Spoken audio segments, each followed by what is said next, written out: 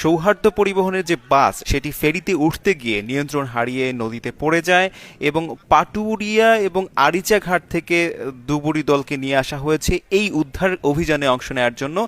এখন পর্যন্ত ১১ জন যাত্রী সাঁতরে উঠতে পেরেছে বলে স্থানীয়রা জানিয়েছেন। তবে এই ঘটনায় অর্থাৎ বাস ডুবে যাওয়ার ঘটনায় এখন পর্যন্ত দুজনের মরদেহ কিন্তু উদ্ধার করা হয়েছে এবং এই দুজনই কিন্তু নারী, যারা কিনা ৫০ বয়সী।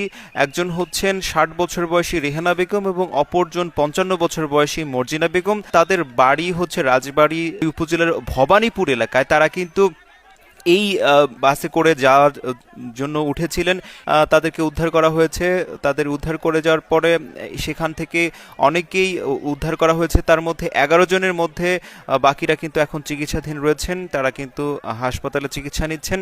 অন্যান্যদের যারা এখন পর্যন্ত যে বাকি ৪০ জনের মধ্যে যারা উদ্ধার হয়েছেন ১১ জন, বাকিরা কিন্তু এখন পর্যন্ত উদ্ধার হননি। তাদেরকে উদ্ধারের চেষ্টা চালানো হচ্ছে। উদ্ধারকারী দল কিন্তু সেখানে সেই বিকেল থেকে এখন পর্যন্ত উদ্ধার কাজে অংশ নিচ্ছেন। তারা উদ্ধার চালিয়ে যাচ্ছেন। আপনারা জানেন যে বিকেল ৪:৩০টার দিকে এই ঘটনা ঘটে। এখন বাজে ৯:৩০। প্রায় অনেকগুলো ঘন্টা পেরিয়ে গেছে। এই এতগুলো ঘন্টা পেরিয়ে যাওয়ার পরও তাদেরকে, যারা এখনও নিখোঁজ রয়েছেন, তাদেরকে জীবিত উদ্ধার করা যাবে কি না সেটা নিয়ে একটা বড় রকমের শঙ্কা তৈরি হয়েছে। যেহেতু একজন মানুষ পানির নিচে কতক্ষণ বেঁচে থাকতে পারে সেটা আমরা যতটা ধারণা করতে পারি সর্বোচ্চ হতে পারে যে ৫ মিনিট বা ৪ মিনিট সর্বোচ্চ একজন মানুষ জীবিত থাকতে পারে, এটা ধারণা করা নেওয়া যায়। তবে যারা বয়স্ক, প্রাপ্তবয়স্ক বা শিশু রয়েছেন তাদের ক্ষেত্রে কিন্তু এই সময়টা আরও অনেক কমে আসবে। এই সময়ের মধ্যে যেহেতু তাদেরকে উদ্ধার করা সম্ভব হয়নি, সেহেতু ধারণা করা হচ্ছে যে মৃতের সংখ্যা বা নিহতের সংখ্যা আরও বাড়তে পারে।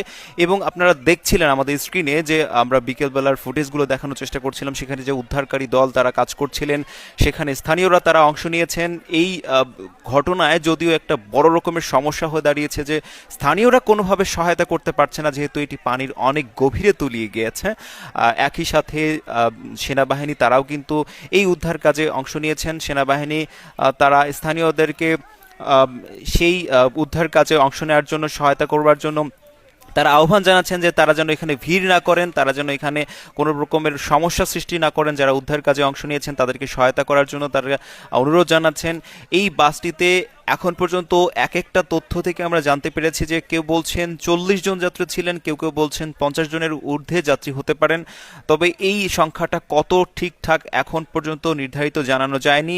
তবে আমরা হয়তোবা আরও সময়ের সাপেক্ষে আপনাদেরকে পরিষ্কার জানিয়ে দিতে পারবো যে বাসটিতে কতজন যাত্রী ছিলেন। তবে আমরা সব